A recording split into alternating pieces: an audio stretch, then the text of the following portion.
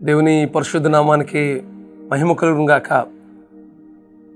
Oh for today అనుదిన వాక్య ధ్యానాలు ప్రతిరోజు వింటున్న మీ అందరికీ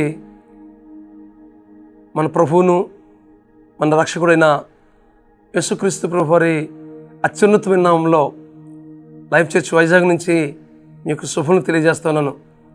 ఎలా ఉన్నారు? అంత క్షేమంగా ఉన్నారు కదా? ఈరోజు 20వ కీర్తన మొదటి వచనం చదువుకుందాం. కీర్తన గ్రంథం నుంచి 20వ కీర్తన మొదటి వచనం చదువుకుందాం. ఆపత్కాలమందు యెహోవా నీకు ఉత్తరమిచ్చునుగాక, యాకోబు దేవుని నామము నిన్ను ఉద్ధరించునుగాక. మరలా చదువుతున్నాను. ఆపత్కాలమందు యెహోవా నీకు ఉత్తరమిచ్చునుగాక, యాకోబు దేవుని నామము నిన్ను ఉద్ధరించునుగాక. ఆపత్కాలమందు మన దేవుడు ఉత్తరమిచ్చే దేవుడు, మన పరిస్థితుల్ని ఎరిగిన దేవుడు. మనకు ఎదురవుతున్న ప్రతి పరిస్థితిని ప్రభు ముందు ఉంచినప్పుడు ఆ పరిస్థితి అంతటి నుంచి విడిపించే దేవుడు మన దేవుడు. నీ జీవితంలో ఎలాంటి ఆపదలు ఎదురవుతున్నాయో, ఎలాంటి ప్రతికూలత గుండా నువ్వు ప్రయాణం చేస్తున్నావో వాటన్నిటి నుంచి విడిపించే దేవుడు నీ దేవుడు. ఆపత్కాలం ముందు దేవుడు నీకు ఉత్తరమిచ్చును గాక. ఇది వాగ్దానంతో కూడిన మాటలు.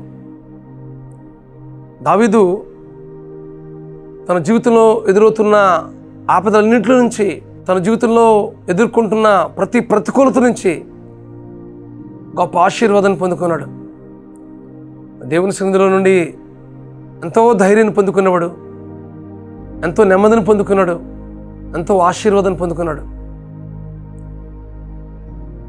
దేవునితో ఉన్న ఆ అనుబంధాన్ని బట్టి, ఆ సంబంధాన్ని బట్టి దేవుడు ఉన్నతమైన స్థితిని నడిపించాడు.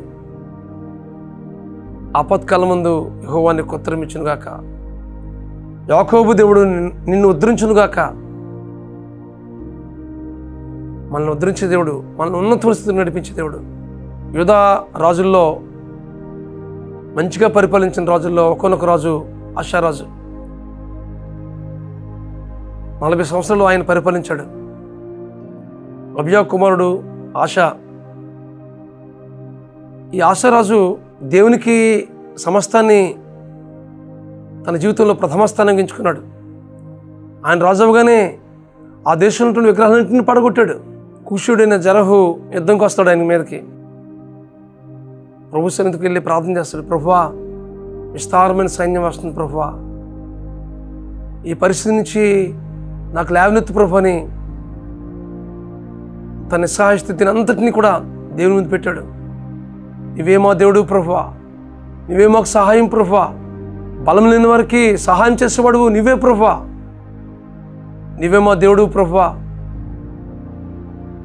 మా ఈ సమస్య నుంచి విడిపించు ప్రభు అని దేవుని సన్నిధిలో ప్రార్థన చేసినప్పుడు దేవుడు ఆశా తరపు నుంచి, ఇశ్రాయేల్ తరపు నుంచి దేవుడు యుద్ధం చేస్తాడు. తద్వారా ఆ కూషుడైన జరహు వారి సైన్యం అంతా కూడాను పారిపోతారు.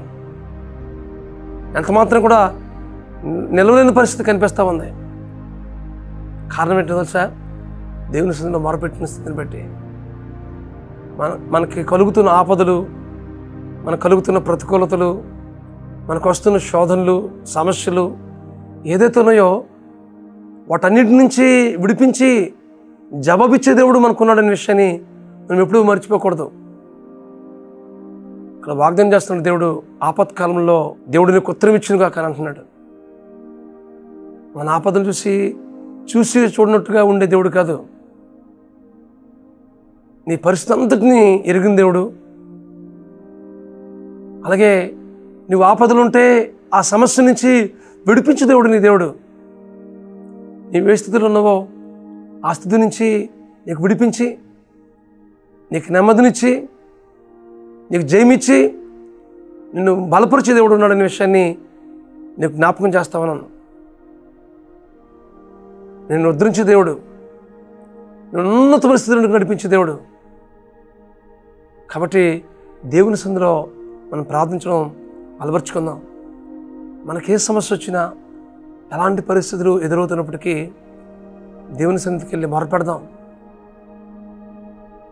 ఆపదలు చూసి బ్రతుకులను చూసి భయపడిపోయే పరిస్థితి ఎంత మాత్రం వీల్లేదు. మనకి ఇంద్రియ దగ్గర గల ఆత్మలు ఇచ్చాడు, కానీ విరిగితనం గల ఆత్మను మనకి ఇయ్యలేదు దేవుడు. ఎందుకంటే ఆయన కుమారులము, ఆయన కుమార్తెలుగా మనం జీవిస్తున్నాం ఈ లోకంలో. మనం ఏ విషయంలో కూడా భయపడడానికి వీల్లేదు. పరిస్థితులు మనల్ని చూసి భయపడాలి, కానీ పరిస్థితులు చూసి మనం భయపడడానికి ఎంత మాత్రం కూడా వీల్లేదు. ఆపత్కాలంలో మనకు ఉత్తరం ఇచ్చే దేవుడు, మనకు జయమిచ్చే దేవుడు, మనల్ని ప్రోత్సహించే దేవుడు, మన పరిస్థితుల్ని తారుమారు చేసే దేవుడు మనకున్నాడనే విషయాన్ని మీకు ప్రభుపేట తెలియజేస్తామన్నాను. కాబట్టి వాక్యం ఉంటుంది. మీ జీవితాల్లో ఏ పరిస్థితులు ఎదుర్కొంటున్నారు? కుటుంబ సమస్యల, సమాధానం లేని పరిస్థితులు మీ కుటుంబంలో ఉన్నాయా? బిడ్డల భవిష్యత్తు ఏమిటిని ఆందోళన చెందుతున్నారా? రాబోయే కాలంలో ఎలాంటి విపత్కరమైన పరిస్థితులు ఎదురవుతాయని ఆందోళన చెందుతూ ఉన్నారా? ఏ విషయంలో మనం భయపడకూడదు. మన పరిస్థితి అంతటిని కూడా ఆశాలాగా ప్రభు ముందు పెడదాం. విస్తారమైన సైన్యం ఆశ మీదకి వస్తుంటే వాటన్నిటినీ ప్రభు ముందు పెట్టాడు. మనకు కూడా విస్తారమైన సమస్యలు ఏదో వస్తున్నాయో వాటన్నిటినీ ప్రభువుకి తెలియజేద్దాం. తద్వారా వాటన్నిటిని విడిపించి దేవుడు మీ జీవితంలో నెమ్మదిని, సమాధానాన్ని, సంతోషాన్ని, జయాన్ని దేవుడు అనుగ్రహించి నడిపించిన గాక. ప్రార్థన చేసుకుందాం.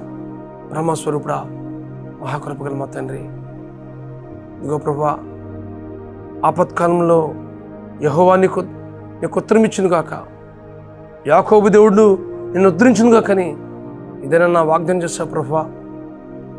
మా ప్రియులు ఎలాంటి ఆపదలు ఉన్నారో, ఏ సమస్యలు గుండా ప్రయాణం చేస్తున్నారో, ఏ పరిస్థితులు వారు కొనగజేస్తున్నాయో, ఏ పరిస్థితులు గుండా ప్రభువా వారు నాయన విడుదల కావాలని ఎదురు చూస్తున్నారో వాటన్నిటి నుంచి విడిపించి వారి జీవితంలో గొప్ప నెమ్మదిని, సంతోషాన్ని, సమాధానాన్ని అనుగ్రహించి ఆశ లాంటి జయాన్ని వీరి జీవితంలో కూడా దయచేసి తద్వారా మీరు మహిమ పొందమని మా ప్రభువును, మీ ప్రియ కుమారుడును, మా రక్షకుడును అయిన యేసుక్రీస్తు నామములో ప్రార్థించి వేడుకుంటున్నాం మా పరమ తండ్రి.